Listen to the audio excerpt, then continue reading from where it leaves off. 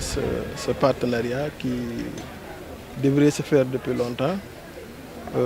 Dieu merci, aujourd'hui nous venons de procéder à la signature de la convention entre l'ANPEJ et la commune de Guinaw Rails Nord pour permettre à la jeunesse vraiment de pouvoir trouver les qualifications requises pour la recherche de l'emploi. En réalité, ça porte uniquement sur ça. C'est des possibilités pour la jeunesse d'avoir de l'emploi et des financements.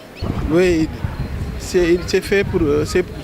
Le projet est destiné pour la jeunesse de Guinaw Rails Nord ou bien pour d'autres qui voudront vraiment avoir les capacités requises pour ça.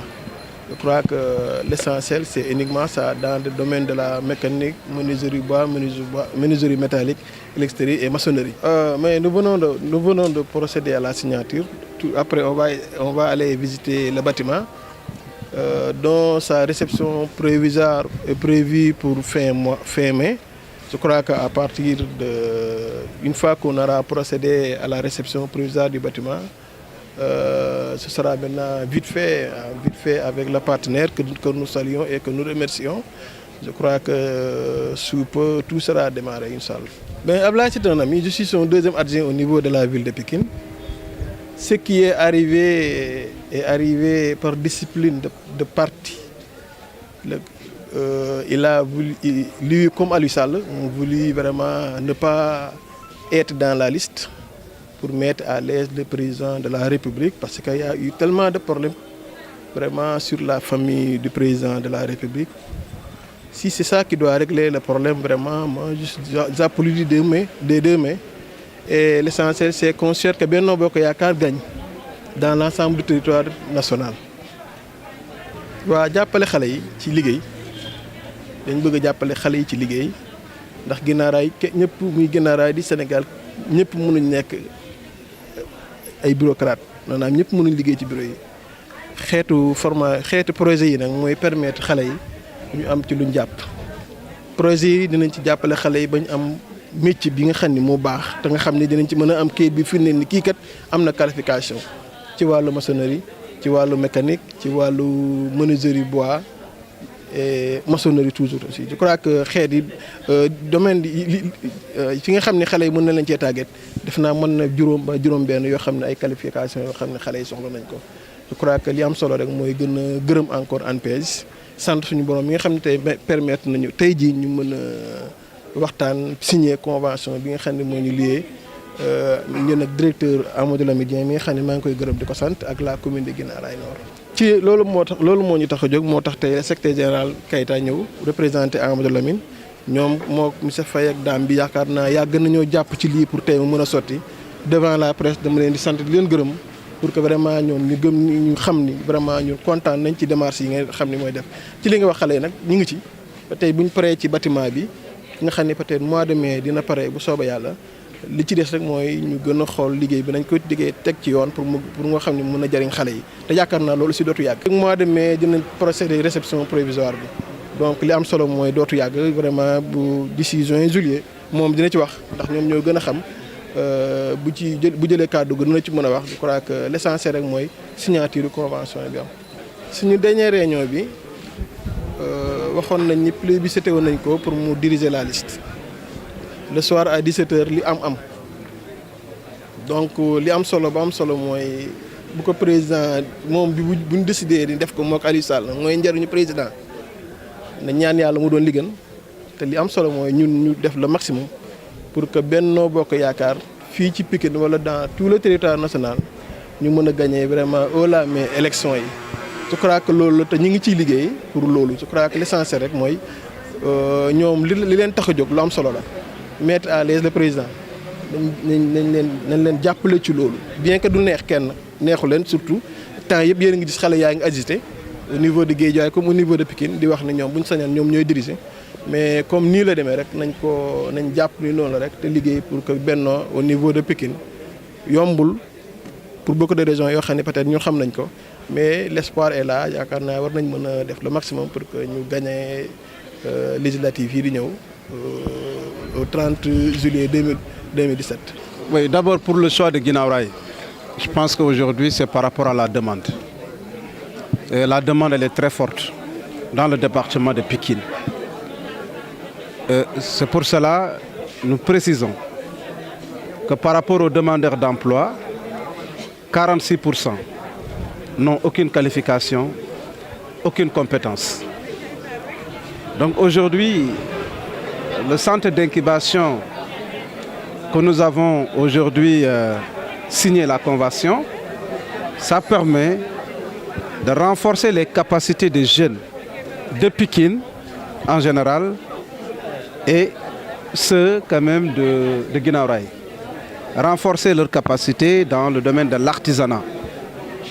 Parce que l'artisanat est un secteur pourvoyeur d'emploi où on peut trouver des niches d'emploi pour pousser ces jeunes à s'insérer dans le marché de l'emploi. Au niveau maintenant de Pikine, avec cette convention, les jeunes seront formés dans le domaine de la menuiserie, de la mécanique et également du bâtiment. Nous allons renforcer leurs capacités, leur permettre d'avoir des compétences, des métiers et ensuite leur trouver des financements pour une meilleure autonomie. Bon, la mission aujourd'hui de l'ANPEJ, c'est la promotion de l'emploi dans toutes les localités. Par rapport aux potentialités économiques, nous installons des centres d'incubation. Aujourd'hui, nous sommes à Pikine. Hier, on était dans d'autres localités, je peux citer Linguère, où les potentialités, c'est par rapport au lait. Nous avons des centres d'incubation dans le domaine alimentaire. Je pense que vous allez par exemple à Tambacounda, nous avons un centre d'incubation dans la transformation du bois. Donc voilà, aujourd'hui, nous sommes à Pikine pour procéder à la signature de la convention pour opérationnaliser le centre d'incubation dans le domaine de l'artisanat. Vous savez, la demande elle est très forte. Si on a la possibilité de satisfaire tous les jeunes demandeurs d'emploi, nous allons faire. Mais ce n'est pas possible. Maintenant, nous entendons tout le temps. Des jeunes disent que oui, ils déposent leur projet au niveau de l'ANPEJ, mais sans suite. Ça peut être. Mais aujourd'hui, je demande à tous les jeunes Sénégalais et dire que l'ANPEJ est aujourd'hui, elle est présente partout. Ils n'ont qu'à aller déposer leur dossier parce que tout simplement, l'ANPEJ n'est pas là pour des colorations politiques. C'est l'agence pour tous les jeunes Sénégalais. Donc je demande aux jeunes Sénégalais d'y aller et de poser leur dossier. Oui, je pense que l'accompagnement est là parce qu'aujourd'hui nous avons des juniors conseils d'entreprise. Des juniors conseils d'entreprise qui sont là pour accompagner ces promoteurs, ces jeunes promoteurs dans beaucoup de domaines, tels que le domaine administratif, financier, etc., etc. Donc le suivi est capital pour pérenniser les entreprises qui seront créées dans le cadre de cette convention. Non, je l'ai dit, aujourd'hui, nous sommes partout. Aujourd'hui, c'est par rapport à la demande. Aujourd'hui, la demande elle est trop forte dans le domaine de l'artisanat au niveau de Pikine. Et après avoir été saisi par le maire, nous avons saisi cette opportunité pour venir travailler en synergie avec la commune pour accompagner les jeunes de la localité. Yaakaar naa ne tey lu tax ñu ñëw Guinaw Rail parce que tey bu ñu xoolee ndaw yi nga xam ne tey ñu ngi Pikine ñu si bari amuñu métier. Amuñu métier te soxla nañu xëy ñu jàpp ni tey boo xoolee mbirum artisanat nekk na loo xam ne ni war nañ ci mën a tàggat ndaw Pikine ak Guinaw Rail moo tax ba ñu waxtaanee ak monsieur le maire ñu indi lépp loo xam ne ni war na si lu mel noonu kon tey signé nañu convention bi dinañu tàggat ndaw Pikine Guinaw Rail si wàllu menuiserie si wàllu bâtiment mais également si wàllu mécanique dinañ leen tàggat bu ñu am métier ku si am métier aussi dinañ la gunge nga am sa projet ñu wutal la sa financement parce que ñu ngi koy def fu ne kon bu ñu ñëwee fii tey Pikine mbirum artisanat la dinañ dem si yeneen gox yi nga xam ne ni potentialité économique yi fa nekk boo jëlee lu mel ni Linguère ñooñu mbirum sow la donc ñu xool transformation produit yooyu Mbour par exemple affaire pêche la foofu am nañ fa ay centre d'incubation transformation ay produits halieutiques Linguère wax naa ko Selele boo demee Tambacounda aussi lépp loo xam ne bois la ñu ngi koy tàggat ndaw ñi donc dama jàpp ni tey ñun duñu xool gox bi rek ñëw naan dañuy jàppale ndaw ñi dañuy xool li nga xam ne ni xale yi moom la ñu xam moom la ñuy dund ñu gunge leen si loolu ba ñu mënal seen bopp donc si loolu la ñuy def. waaw mais mënuñu satisfaire ñëpp xam nga tey bu fekkee possibilité bi fukk la alors que demande bi ñeent fukk ñoo ñëw mais il faut que ñu jox fukk yi ñeneen yi ñu xaar kon di wax ni li ma mën a wax mooy tey ANPEJ ñu ngi fépp si réew mi képp kuy ndaw nga am sa idée de projet boo demee dinañ la bindal sa projet gunge la nga am financement boo amee sa projet tamit dinañ ko càmbar su bancable ñu jàppale si kon di wax ni ANPEJ kat du ANPEJ yu Mademba wala Massamba ANPEJ yu sénégalais yëpp la jeunesse yëpp la nañu bàyyi di ñaaw njot di wax loo xam ne tamit ay waxu mbedd la nañu dem si agence bi déposer seen dossier li des ñu bàyyi ko si loxo yàlla.